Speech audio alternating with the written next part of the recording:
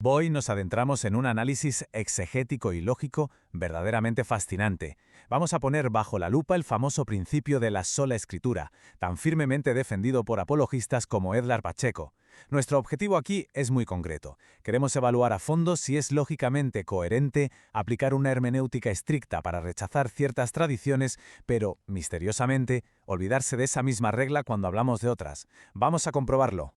Así que la pregunta fundamental, esa que va a guiar todo este examen crítico, es la siguiente. ¿Es lógicamente posible sostener una suficiencia bíblica absoluta y al mismo tiempo defender el dogma de la Trinidad sin caer en flagrantes contradicciones internas? Bueno, vamos a deconstruir este tema paso a paso. Para no perdernos, aquí tenéis nuestra hoja de ruta. Primero, repasaremos el estándar de sola escritura. Segundo, expondremos 4 contradicciones teológicas clave. Tercero, someteremos a la Trinidad a juicio. Cuarto, analizaremos la cristología bíblica explícita. Y finalmente, quinto, dictaremos nuestro veredicto final. Empecemos por el principio. Sección 1. El estándar de sola escritura. A ver, el argumento central de Pacheco es bastante directo, ¿no? Nos dice que solo la Biblia es infalible, que es totalmente suficiente y que es la autoridad suprema. En resumen, afirma que no hay ninguna autoridad infalible fuera del texto sagrado. Y fijaos, desde una perspectiva restauracionista estricta, este estándar suena absolutamente intachable. Pero claro, el verdadero rigor académico no consiste simplemente en proclamar una regla a los 4 vientos, sino en aplicarla siempre, de manera universal y totalmente consistente. Y aquí es justo donde nos topamos con el espejo de la coherencia, y el contraste es francamente llamativo. Por un lado, blandiendo la espada de la sola escritura, se rechazan de plano dogmas católicos romanos como la Asunción de María o la infalibilidad del Papa, argumentando con razón que no tienen base bíblica. Correcto, pero paradójicamente se aceptan sin rechistar dogmas que fueron formulados siglos después en los concilios de Nicea y Constantinopla. Entonces, ¿por qué este estándar es un arma tan implacable contra Roma, pero de repente enmudece y mira hacia otro lado ante los desarrollos posbíblicos de la teología trinitaria? Esto nos lleva directamente a nuestro siguiente punto. Sección 2. 4 contradicciones teológicas clave. Si analizamos esto a fondo, encontramos 4 contradicciones que son insalvables en este marco de pensamiento. Pensaos esto por un momento. Si la regla de oro, totalmente innegociable, es rechazar cualquier tradición que no esté en la Biblia, aceptar la Trinidad rompe esa misma regla en 1000 pedazos. ¿Por qué? Pues porque la palabra Trinidad simplemente no aparece en los textos inspirados. Es una tradición formulada siglos después, carece de claridad en los escritos originales y depende por completo de interpretaciones teológicas súper tardías. Así que, si de verdad creemos en la suficiencia de la Biblia, apliquemos un método socrático estricto. Si una doctrina es tan absolutamente esencial para la salvación humana, debería saltar a la vista en el texto explícito. Así que os lanzo la pregunta. ¿Dónde pronunció Yeshua, de forma literal e innegable, la frase «Yo soy Dios Todopoderoso»?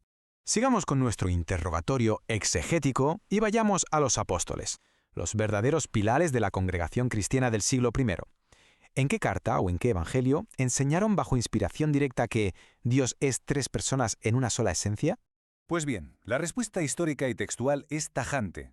No existe. Sencillamente no hay ningún texto en el cristianismo primitivo que defina a Dios con esa fórmula. Y esto es un hecho innegable que confirma la ausencia total de la teología trinitaria en la revelación original. No está ahí.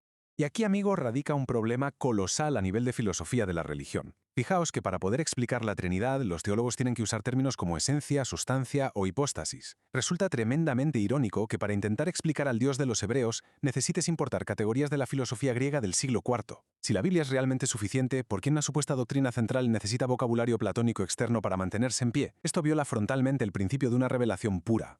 Lo que nos obliga a dar un paso más. Sección 3. El juicio a la Trinidad. Si miramos la historia eclesiástica con lupa, salta a la vista una brecha gigantesca.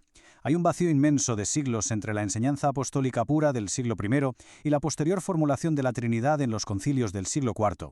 Hablamos de un desarrollo histórico que es metodológicamente idéntico al proceso que formó los dogmas marianos o el mismísimo magisterio eclesiástico. Exactamente lo mismo que el principio de sola escritura se esfuerza tanto en combatir. Vamos a jugar con las propias reglas del apologista, ¿vale? Él establece muy claramente que la carga de la prueba recae en quien afirma algo que no está en la Biblia, que no se pueden añadir cargas doctrinales ajenas y que la tradición no tiene ninguna autoridad magisterial. Ahora, aplicando pura lógica formal, nos topamos con una disonancia cognitiva brutal. ¿Por qué deberíamos aceptar y encima exigir la creencia en una doctrina cimentada íntegramente sobre concilios y tradición humana si supuestamente la tradición no tiene ninguna autoridad divina? Esto nos pide a gritos ir directamente a la fuente original. Sección 4. La cristología bíblica explícita. Dejemos atrás los concilios por un momento y vayamos a la pureza exegética del texto original. Fijaos en la contundencia del libro de Deuteronomio o del profeta Isaías. Enseñan una unicidad estricta y absoluta. Jehová uno es. No hay ni rastro de ambigüedad semántica, ni mención alguna a una pluralidad de personas compartiendo una misma esencia. Es la declaración monoteísta, definitiva y radical. Y si saltamos al Nuevo Testamento, el propio Yeshua sella esta cristología de forma indiscutible. En Juan 17:3, hablando en oración, se dirige al Padre y lo identifica, atención, de manera exclusiva como el único Dios verdadero, diferenciándose a sí mismo solamente como el enviado. Ojo, que esto no es una deducción teológica tardía sacada de un concilio romano, es una cita literal y directa del mismísimo fundador del cristianismo. Además de esto, los textos nos presentan evidencias cristalinas de una subordinación tanto funcional como ontológica, desmontando por completo ese concepto conciliar de la supuesta coigualdad. Yeshua afirma textualmente que el Padre es mayor que él, y el apóstol Pablo, en sus cartas a los Corintios, repite machaconamente que la cabeza de Cristo es Dios, y detalla que el Hijo mismo se sujetará a aquel que le sujetó todas las cosas. Es una jerarquía explícita e innegable en el texto. Y para rematar la faena, ¿qué pasa con el Espíritu Santo? Pues que los registros bíblicos como el libro de los Hechos o el Evangelio de Lucas nunca, jamás, lo describen como una persona independiente con la que interactúas de tú a tú. El texto original lo define sistemáticamente como el poder activo, la fuerza en acción de Jehová que se derrama o cubre a sus siervos. Fracasa estrepitosamente cualquier intento de encontrar en el primer siglo una formulación que lo catalogue como la tercera persona coeterna de un Dios trino. No cuadra. Llegamos así a nuestra última parte, sección 5, el veredicto final. La conclusión deductiva de todo este análisis es francamente implacable. Si seguimos al pie de la letra las premisas de la sola escritura que hemos examinado hoy, la regla es clarísima. Si una doctrina no está de forma evidente en el texto, no se puede imponer. Si es el resultado de la evolución histórica de varios concilios, carece de autoridad divina magisterial. Y si necesita filosofía griega externa para articularse y explicarse, no es revelación original pura. Por lo tanto, si aplicamos a la Trinidad el mismo nivel de escrutinio despiadado que se aplica al catolicismo romano, la Trinidad cae bajo exactamente el mismo juicio crítico. Para concluir este estudio, quiero leeros esta reflexión final, que me parece ineludible. Si realmente creemos en sola escritura, entonces debemos tener el valor de aplicar ese principio a todas las doctrinas, no solo a las que heredamos. Y cuando lo hacemos de forma honesta, la Trinidad no aparece como enseñanza bíblica clara, sino como una construcción teológica posterior. Así que el desafío no es preguntarse si algo suena a tradición cristiana heredada, sino si realmente se encuentra explícito en la palabra de Jehová. Y con esa idea en mente, os dejo. ¡Hasta la próxima!